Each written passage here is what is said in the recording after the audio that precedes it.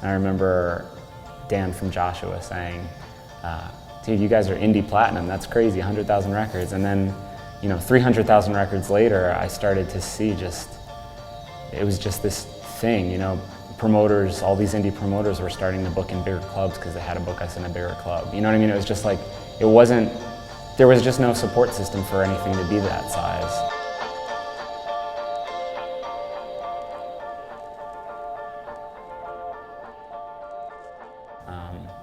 And that was really cool, just to see like a whole bunch of kids grow up together and take the next step together of like booking bigger shows and, trying to do bigger things. And well, when we started, it was just, I was booking shows, and that was like the main thing that I wanted to do in music, was to book shows and not be a performer. But we had a few friends, and we thought it would be fun to like just start something to play those shows. That was really the only goal, was to play a couple of those shows and have fun, be a part of the local New Brunswick scene, because it was such a great environment. It was like Bouncing Souls and Lifetime and Saves the Day, Dillinger Skate Plan, God forbid, like all these bands were just like doing so many different things. We'd have Converge down from Boston, we'd have Rainer Maria, we'd have all these people doing different things. Q and Not You would come from DC.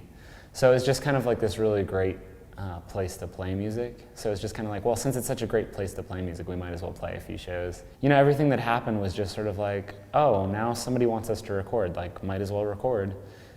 And that was kind of like the way that it happened. And I think that's what made the band so easy. It was just fun and a lot of passion and caring in it, but it also wasn't, even when we made Full Collapse, I remember telling the band, like, guys, I only want to do this for like a year, and then I'm going to finish my teaching degree and be a teacher. And I remember our producer was like, yeah, right. And I was just like, what do you mean? He's like, not after this record, you're not going anywhere back to school. And I didn't know what he meant at the time, but now I can see that he just saw something really special in the band at the time. People our age, like, they all do remember sort of hearing it for the first time, and especially if they were anywhere involved in punk at all, like, it was this huge thing, I remember when we sold 100,000 copies of that record, that was like so unheard of in punk. Especially for a band that was still playing basements like just a few months before that. Being in Thursday for 13 years has made it kind of so that everything that I know about like being an adult life is all guided by being in a band with these guys. Being on the last tour, it's been really incredible. The reaction of people, like the outpouring of emotion, has been kind of unreal. And it's rare that something gets to close positively, and this is so incredible, the reaction, and everyone's getting along, and we're just having a fun time being on tour. Yeah. It's kind of perfect. We kind of set out with it just like, there are circumstances that make it that we have to stop this band now, but like, let's have fun and, really like make these last few shows count. Like, I get to meet so many people that it's changed their lives, and I've seen already like hundreds of Thursday tattoos on this tour, and it's only the third day, it's unreal. It brings the devotees out. The funny thing is, like, playing these shows it's very freeing, it's like we're not trying to get anything out of being in a band. Like, nobody's trying to win anybody over. Like, if anybody leaves after the other bands, it's like, cool, they weren't here to see us. Like, these shows are for the people who have been with us the last 10, 13 years, or even the people that just found out about us last year but love us, you know what I mean?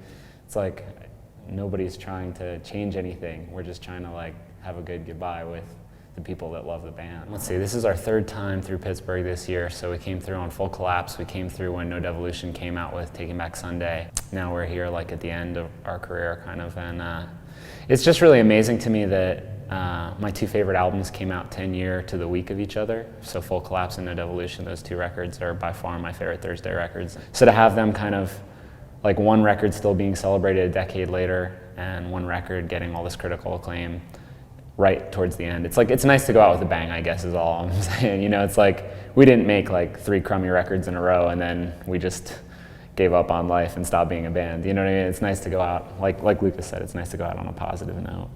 Yeah, I guess it's sort of like throwing a party in an apartment you're moving out of. Like, you get to not care anymore, and it's like, whatever, we'll do what we want for this 1 week and this one amazing party, and then after that, we're moving out, so. Yeah, it's kind of like tonight, like on these shows, it's our band again. Like, it's not anybody else's band but ours again. It's not the labels, it's not even the kid in the front with the tattoo. It's like, it's ours, we get to play these songs and remember them, And that's sort of what's great about it. It's kind of like that, like, tonight this apartment's ours.